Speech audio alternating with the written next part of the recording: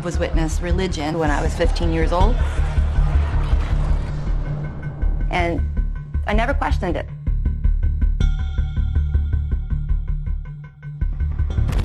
There were adults in the congregation that knew about the abuse. I went to those elders. I was putting my life on the line because if my mom found out that I told anyone about the abuse, she would have killed me. And those brothers said, go home and obey your mother. Think about the apostate-driven lies that Jehovah's organization is permissive toward pedophiles. I mean, that is ridiculous, isn't it? I knew inside how wrong it felt. I knew how sick I felt. How could you not say something? You're in a false religion. You're in a cult. I feel like the religion preys on people at their most vulnerable. This organization is made to put people in a box, make them fearful for their lives. Maybe God is real, but it's not this. So much hidden documentation of child abuse that Watchtower does not want the public to know about. I knew that this was not going to get out unless someone did something about it. The problem of sexual abuse in the Jehovah's Witness organization is much, much more significant than in the Catholic Church. Once you believe in something this strongly, it could be anything. You'll do it. I can't leave it alone. I know what this organization is responsible for doing. We're attempting to leave, but we're kind of encircled at the moment. We should do the right thing.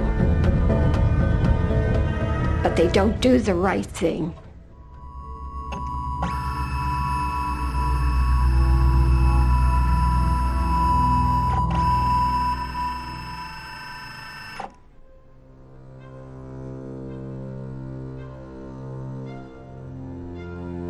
I was a happy witness for 43 years.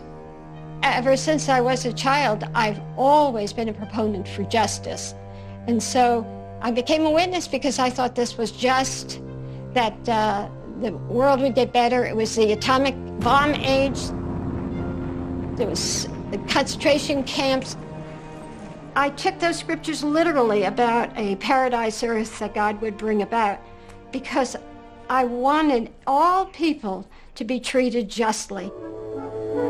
Surely all of us are thrilled at the prospect of surviving the end of this wicked world and living on into God's righteous new order. What a grand future awaits us. Jehovah's Witnesses think that the world is ending, and so since everything in this world is going to be basically burned up at Armageddon, the most important thing to do right now is to preach so that you can teach it to others and save yourself and save other people. The thing that attracted me to the Watchtower Society was that they taught that Armageddon was so close that those who were living now would never have to die, but that they could live forever. The basic beliefs of Jehovah's Witnesses that this world one day will come to an end and God will bring in a paradise earth. Jehovah's Witnesses came along with a positive message, I thought, from the Bible, and that is what I wanted, to please God. Jehovah's Witnesses feel that they have the truth. I enjoyed being different to a certain degree. I liked not being one of the masses who weren't enlightened. There was a certain allure to that, feeling like I had the truth. I felt that I had won the lottery. I was born into the only true religion. The Jehovah's Witness religion itself was based upon the original work of Charles Russell back in the 1800s. From before the blessings of Messiah's kingdom, for which so long we have prayed, thy kingdom come. Charles Taze Russell was a prolific writer and a very good businessman. He was very much into the publishing and selling of his books. Charles Taze Russell had no intention of starting a new religion. The Watchtower was basically the name of the journal. He started the Watchtower magazine in 1879, so I don't know that you would call it a religion from its outset. Russell established a corporation, the Watchtower Bible and Tract Society. They saw the need to purchase their own printing equipment and move to a place that was close to the shipping lanes in the East River. So Charles Russell moved the organization to Brooklyn, New York. The organization was expanding so rapidly, and it's interesting to look back and see all of those videos of the printing presses going back in the 1950s, 60s, and 70s. The Jehovah's Witnesses started expanding outside of the U.S., and they continued to expand until now they're in well over 200 countries around the world. In 1969, Watchtower purchased Squibb Pharmaceutical buildings at 2530 Columbia Heights, and they turned them into the famous Watchtower headquarters complex. There was such an iconic image of the Watchtower overlooking the East River and the Brooklyn Bridge. They were so proud of the fact that they were in the middle of the most important city in America. My husband and I were invited to be part of the headquarters staff of the Watchtower. The Jehovah's Witnesses were going through a growth period. There were 4,000 people in the complex at the foot of the Brooklyn Bridge. I was transferred into the writing department. The writing department generates all the articles that appear in all of the organization's literature.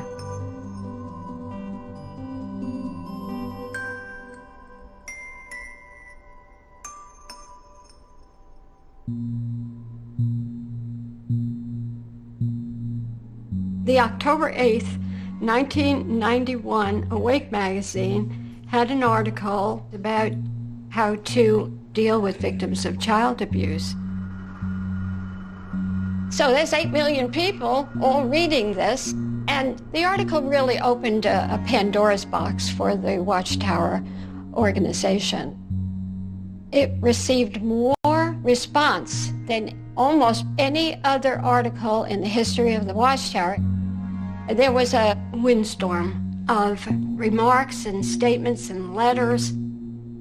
Around the world, Jehovah's Witnesses thought that this article about child abuse was a time to talk about their child abuse, that this Jehovah's Witness molested me when I was a child. I wanted to help to make this issue known because the lives of children were at stake.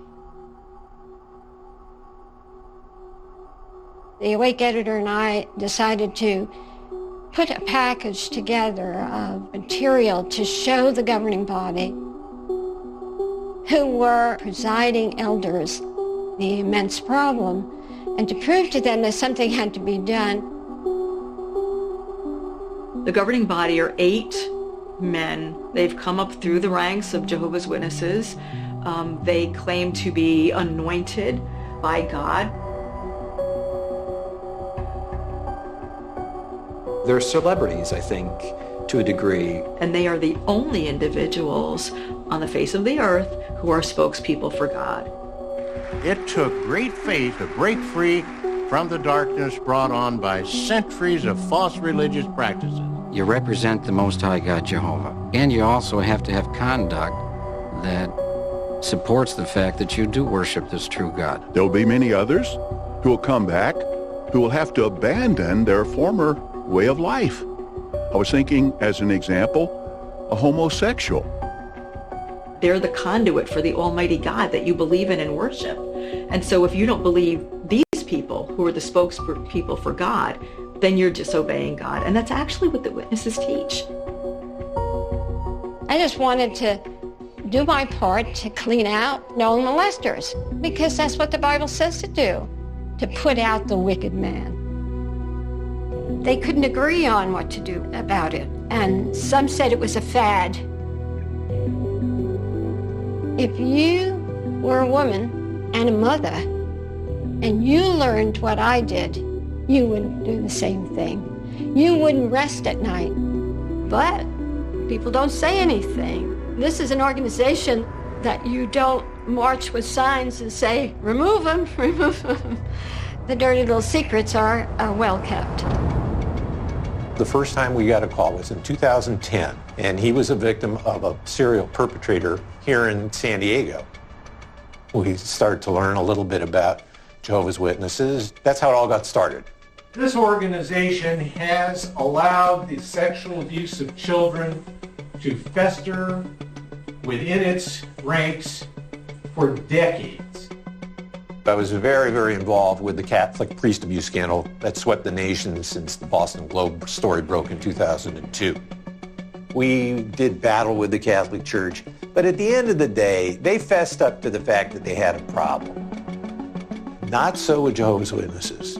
The Jehovah's Witnesses continue to insist they don't have a problem. They would much rather prove the accuser wrong and cover up what happened, because then you don't have the problem of the organization looking bad.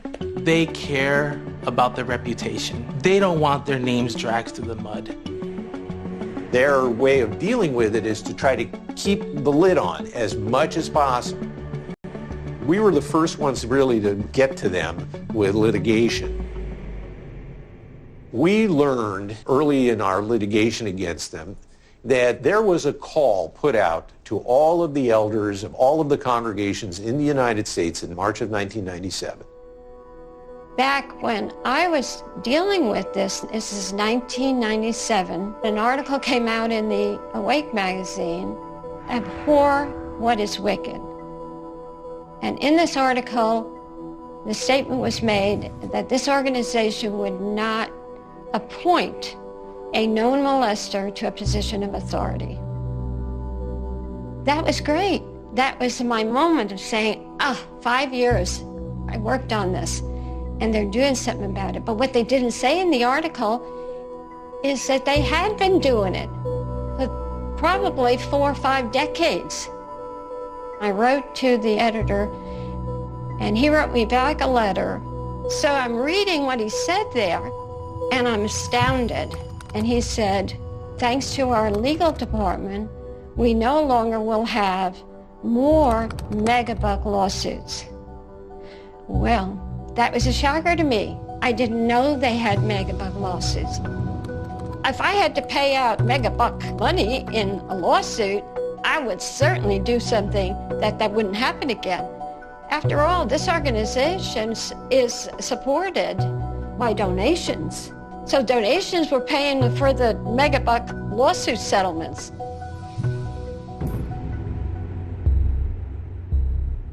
At this point, Watchtower was becoming to understand that they had a problem internally with child sexual abuse. So in 1997, Watchtower sent a letter to all 10,000 of its U.S. congregations with a questionnaire. It said, if you suspect that you have a child predator in your congregation, please take this questionnaire, fill out these questions, put it in this special blue envelope, and mail it back to Watchtower headquarters, and keep a copy of it in your file in your Kingdom Hall. When this letter to all elders throughout the world came out, it said that we would like to know the names of known molesters. So that made up a file. That is how Watchtower inadvertently wound up creating this massive database of child molesters. That is the file that the Watchtower has never made public. And that is the file that the lawyers want. We knew what the database contained because of the March 1997 letter. They emphasized the legal risk that they were facing of having potentially known molesters within the congregation. So they were worried about their legal exposure. I remember where I was standing at that moment when I read that letter. I said, enough, enough. It was at that moment I left the religion. For us to get to a tipping point in the litigation against the Jehovah's Witnesses, we need to get, first and foremost, these documents. Once we start asking for these files, they started coming up with all kinds of lies about, well, we don't have them, we'd have to go searching for them, it would take 20 years of man hours to find these files, and all this nonsense. Court ordered them to produce it. They said, no, we're not doing it. Not only did Jehovah's Witnesses refuse to turn over the documents, but they elected to pay a $4,000 per day fine rather than to turn over those documents. Ultimately, that $4,000 had accrued to about $2 million. They didn't produce the documents, and what happened was they ended up settling that case.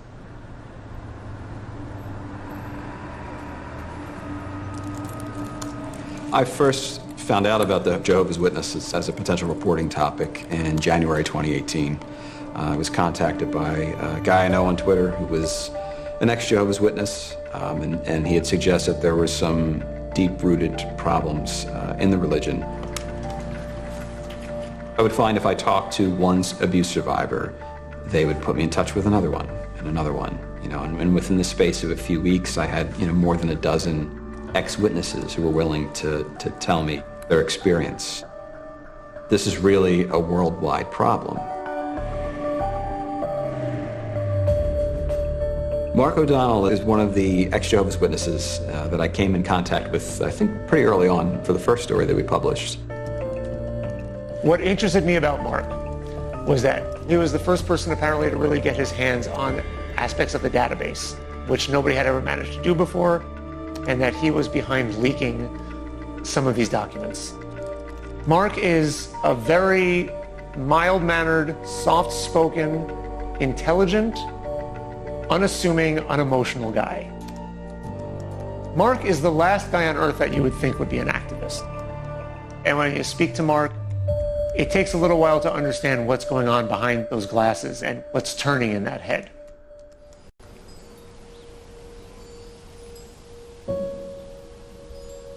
As a child, I didn't feel that I needed to question my faith because I believed what I was being taught. My awakening came around the age of 46 when I began to peer into the outside world and become a little bit more aware of what was going on around me. I just wanted to know truth. I wanted to know what was real and what was not real. And I began to realize that everything I had been taught was false. It was shocking to me that growing up as one of Jehovah's Witnesses, we believed in truth and honesty and transparency, and yet Jehovah's Witnesses have done everything possible to conceal these documents that would have helped the victims, that would have exposed the problem. Why? Why would they do this? What was it that they were hiding? What was it that they didn't want the court to know? What was it that they didn't want the attorneys to know?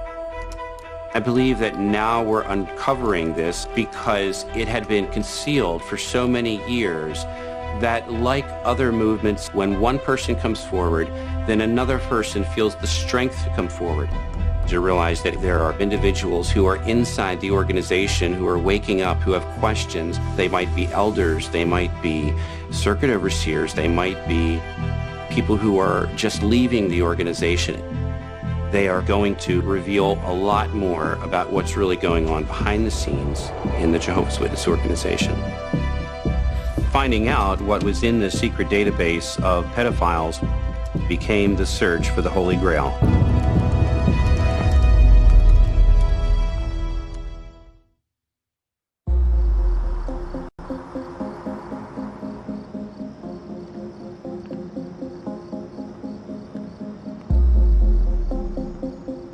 I was born into this. I feel as though I was brainwashed, being raised as a Jehovah's Witness. I'm a PMO, I'm physically in, mentally out. And basically what that means is I'm stuck in the organization, but I made the conscious decision of saying, okay, I don't believe this anymore. Basically, I have days where I feel very anxious because if I do get outed as somebody who doesn't believe, then I may lose my family and everybody I love forever, because you can't say that you don't believe and still have your family. When I decided to uncover the truth about the organization that I had spent my entire life as a part of, I went online and I created the account John Redwood on Facebook. The reason for using an alias is because Jehovah's Witnesses cannot simply leave the organization and speak out or say anything critical of the organization without fear of being disfellowshipped.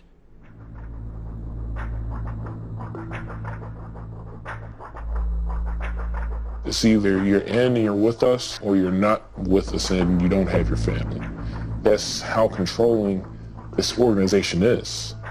It's an incredibly powerful behavior control tactic to say, if you ever question the group or break one of our rules, you risk being expelled or excommunicated or disfellowshipped, is the Watchtower term. And then no one will be able to have a relationship with you or even acknowledge you and talk with you.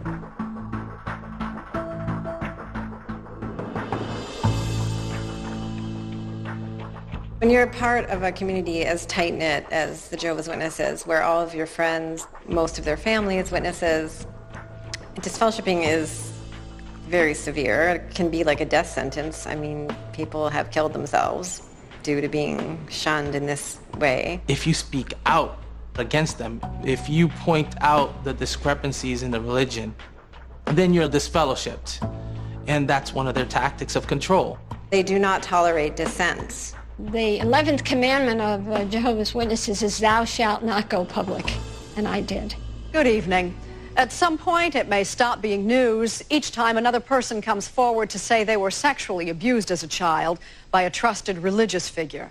This woman, Barbara Anderson, worked for a decade inside Jehovah's Witness headquarters. What she found, she says, sickened her. The Watchtower Society didn't want to acknowledge that these girls were telling the truth because they were accusing elders of molesting them.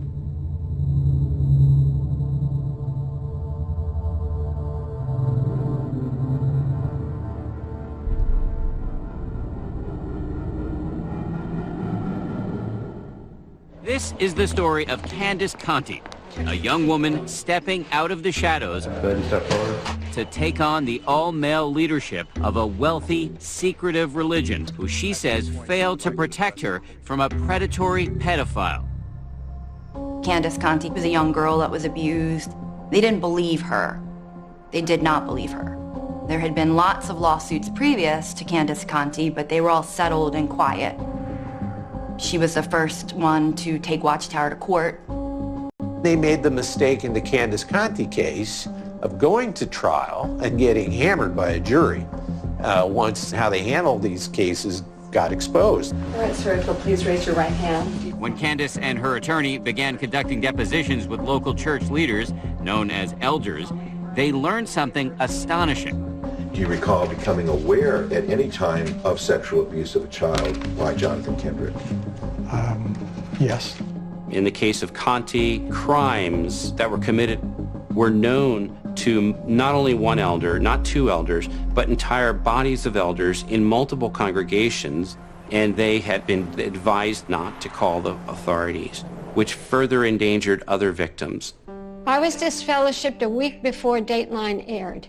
My son went to the headquarters and discussed my appearance on Dateline. He was told that because your mother went forward, thousands of people have left the organization, and so she's responsible for their deaths at Armageddon. If I'm supposed to be responsible for thousands of people who left because I spoke the truth to the public, then they're responsible for their policies of what has happened to literally tens of thousands and thousands of children. They said that I was disfellowshipped because I was a gross sinner. I was a threat to the organization. And so what do?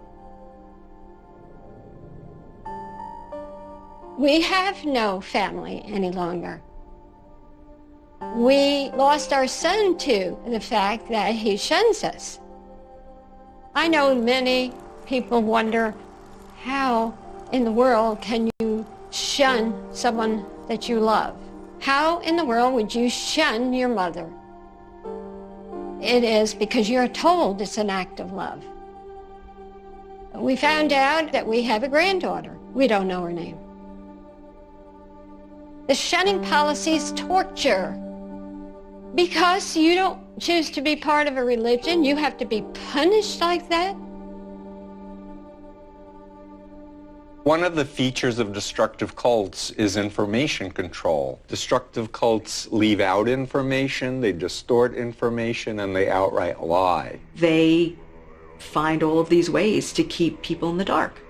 The spread of rumors is like wildfire that is hard to control. We were told, don't go on the internet, don't read worldly magazines or newspapers, you can't trust the news, you can't trust the media, don't speak to apostates. I was very surprised to find that my pseudonym, John Redwood, began to have more of a following than I ever expected. I began to investigate and to write, and I realized that many people were relying on the information that I was sharing with the public. Jehovah's Witnesses define apostate as someone who leaves Jehovah and then becomes an enemy of Jehovah by speaking out against the organization. An apostate is the worst thing you can be as a Jehovah's Witness. And that's because an apostate is a threat. Whoever, therefore, wants to be a friend of the world is making himself an enemy of God. They will vanish like smoke. Here's what Jehovah's promising. Hey.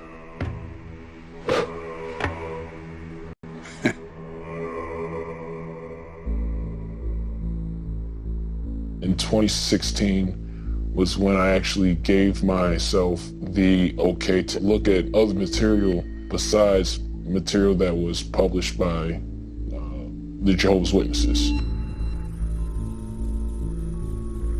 And that's when I broke down.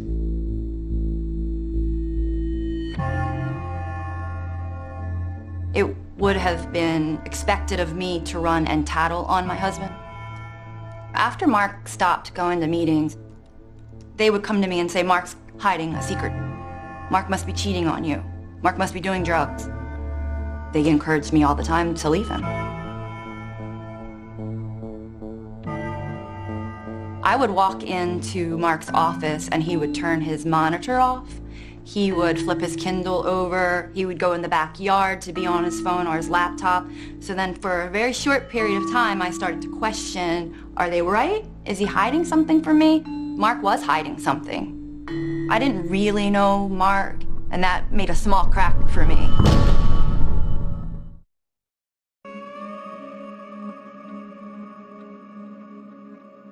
Every witness is taught that Armageddon can come at any day, and if you are not fully in, you're going to die with everyone else on the planet. Even as a kid, that fear was put in me. Doesn't matter how young you are, if you don't follow Jehovah's ways based on what the Jehovah's Witnesses say, you are going to die when Armageddon comes. There will be a complete genocide. 7 billion, 8 billion, how many ever people there are on the earth, they're dying at Armageddon. And only Jehovah's Witnesses will be saved. They have Armageddon hanging over the heads of all its members. If you are not with Jehovah, you are with the world. And the world was going to end, and it's going to end soon. They teach fear. They want you to be afraid. Growing up, I was primed for fear. If I heard like a thunderstorm, my mind instantly would go to thinking it was Armageddon. Like, oh shit, they were right. It's terrifying, especially for a little child. It's fire coming out of the sky, people just dying left and right. It's just intense. The end game in terms of the doctrine and what they promise people for all of these years of kind of compliance and being a Jehovah's Witness is living forever in a paradise on earth. And it's called the New System.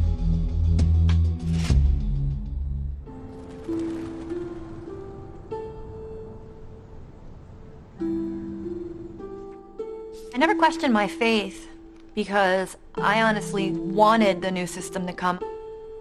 I just needed to know that there was something better out there. That was my drive.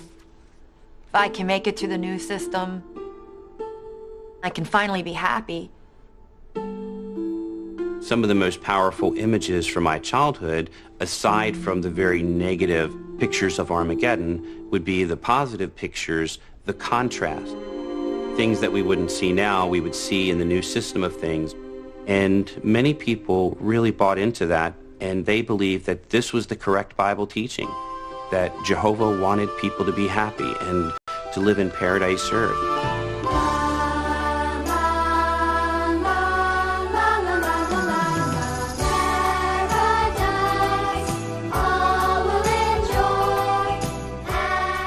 When you're a witness, you believe that this life you're living now is just a life in waiting.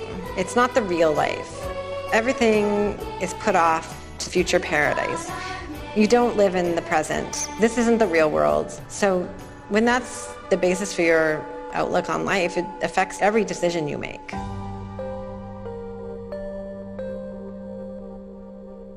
Mark and I did not have children. My main reason for not having children was because I could have kids in the New System, so what's the rush? The life I was living now was really a kind of a temporary life. I just have to get through, and then I could have the real life. And they call it the real life.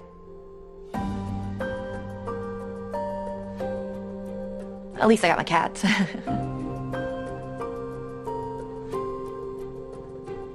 In November of 2013, Mark and I were on our way to some friend's house for the weekend, and he sat down and said, "I can't do this anymore." And he, at that point, proceeded to let me know that he just wasn't going to be a witness anymore. And of course, that was devastating to me. Mark and I had been married 15 years, and we never had a real honest conversation with each other in 15 years, as I couldn't really tell him what I thought. Mark Jeffrey O'Donnell, in the presence of Jehovah God and these witnesses, take Kimberly Ann Weber to be your wedded wife in accordance with divine law as outlined in the Holy Scriptures for Christian husbands for as long as you both may live. Do. I continued to go to meetings and preach.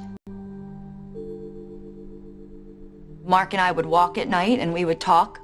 For me, I wanted to know what was going on in Mark's head, so I would ask him to just tell me what he was thinking and feeling, and that I understood I wouldn't agree with it, but I needed to know that. I wanted to be supportive for him. So he was very careful and very selective of some things that he told me. One thing that he mentioned to me was the case about Candace Conti. I went home and I looked up the court documents. I was shocked. Candace Conti sued Watchtower over her abuse and how it was mishandled by the elders and not reported to the police. And immediately that resonated with me. That's my personal experience, where I was told not to report to the police for my abuse. I was shocked to learn that the two-witness rule was actually a policy of the governing body of Jehovah's Witnesses. That two-witness rule affected me personally. It really ruined my life. The two-witness rule is really central doctrine for the Jehovah's Witnesses.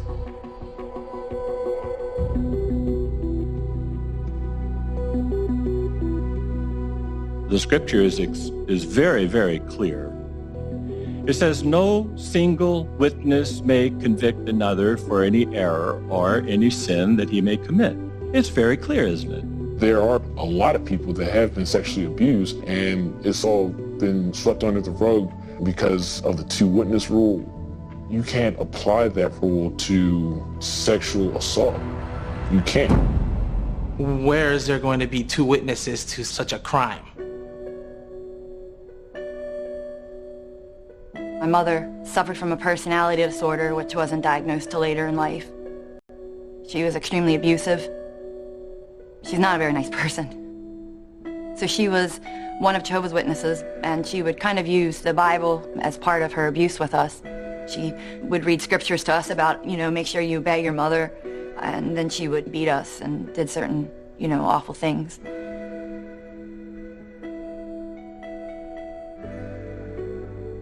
I have an older brother and an older sister. My mom would lock us in rooms.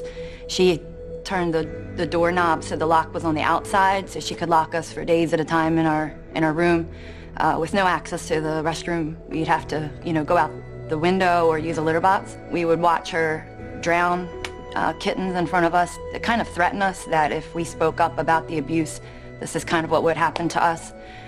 She would beat us. She would starve us.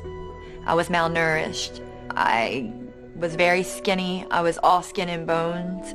My clavicle was always sticking out. I had dark circles under my eyes. I was sexually abused as well by my mother. My father worked different shifts at his job, so there were times he worked 11 p.m. to 7 a.m., and so we were left alone with my mom. She would make us lay in bed next to her while she masturbated. 12 years old, went to an elder, and I informed him about the serious abuse that was going on in our home. But because it was my word against my mother's word, they would take no action. I asked for help. They actually reasoned with me that if I died at the hands of my mother, which was a real possibility, could she stop Jehovah from resurrecting me? And of course, the logical answer was no. And so instead of giving me any practical help, even providing some food or reporting to Child Protective Services, I was sent back home to face this horrible, horrific abuse. On top, I was told I couldn't report it because it would make the organization look bad. The abuse was so bad that I actually remember looking at my mom and thinking, if I just kill her right now, or I kill myself, this would be over. And sorry. I always have in my mind a picture of a little girl that I pushed down, and so she's the one that was abused, and I have to separate myself. If those brothers helped me when I was 12, I wouldn't have had to deal with what I dealt with. They had made one phone call to Child Protective Services.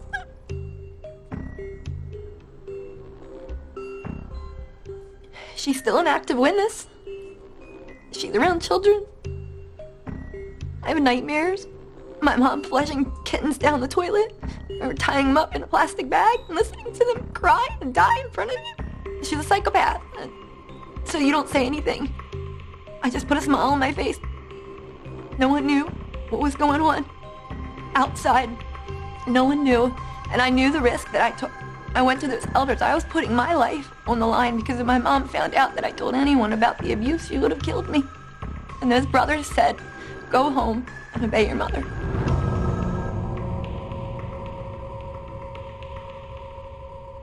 She didn't talk about it until after I left the organization. She didn't talk about the fact that the elders had covered up specific allegations of abuse and told her to leave the matter in Jehovah's hands. Now it was personal. I gave my life to this organization. I turned down a full scholarship to an Ivy League school, and I wanted to be a doctor. And instead, I turned that all down for an organization that wouldn't protect me.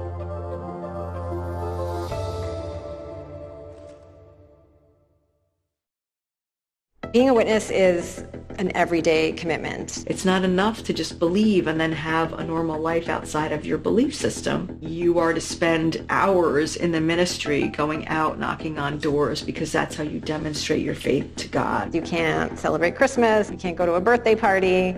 It's a really busy life. You're spending the vast majority of your time doing things that have to do with being a witness. And that was the price that you willingly paid for the truth. They degrade colleges and universities. They degrade professors. You'll see that smattered all over Jehovah's Witness literature, their talks, their videos, the dangers of higher education. Higher education often instills a sense of superiority and self-reliance that is in direct opposition to the Christian personality. We will not need doctors or lawyers after Armageddon, but we will need carpenters and plumbers and similar construction trades. It requires faith to decline higher education and have the confidence that our material needs will be cared for by training in other fields. We really believed. We studied, we made sacrifices for this religion. I served as a pioneer, which would mean working as a volunteer full-time. The organization taught that we should either be pioneers, meaning full-time ministry, or we should be building kingdom halls or going to Bethel to work at the world headquarters complexes.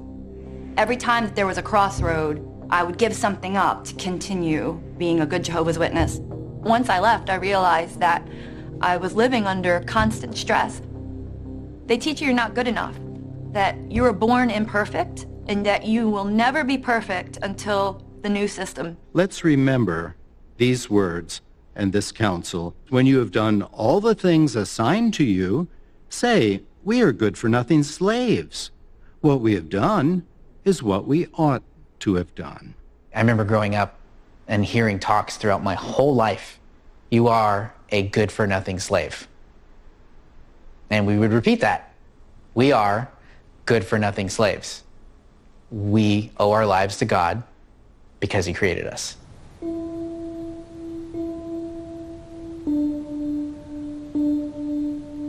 Turning around and asking yourself, can I start over again? Do I have the strength to do that is a very scary thing. From an early age, you're raised with no self-esteem, no self-awareness, no confidence. I didn't have prom, I didn't have birthdays, I didn't have dates, I didn't have college. You feel like you're robbed, like someone stole something from you. And you feel angry and justifiably so. My first memories as a child was being pushed in a stroller and going door to door with my mother, trying to recruit people. This is my book bag that I would carry around with me when I would go door to door, full-time pioneering. So there's just full-time knocking on doors and trying to recruit people. This brings back memories. It all started with my mom. We met a Jehovah's Witness, and they showed her a couple of scriptures from the Bible she'd never seen before. So at the time she was pregnant with me, I never had a father figure. She was mom and dad. I was baptized, and in here, I just found this shit. I still have the t-shirt I was baptized in. It was in San Francisco at the Cow Palace with 10,000 Jehovah's Witnesses like watching. I was hyped. You have to wear the white shirt because that means you're starting new. It's fresh. It's loose fitting, so it's modest. My mom was excited. I remember like even walking into the heated pool, something feeling like it left my body. I felt like I was dirty and I was restarting, so I felt clean again, and I felt something like a spirit had left my body. Like when I came out of the water, I felt, I had a second chance at life because I was born a sinner. But I also felt a lot more pressure because you're basically marrying Jehovah God. You're just dedicated to him no matter what. You're always under pressure to be perfect and to set the right example. And, every time it's not, something's wrong with you.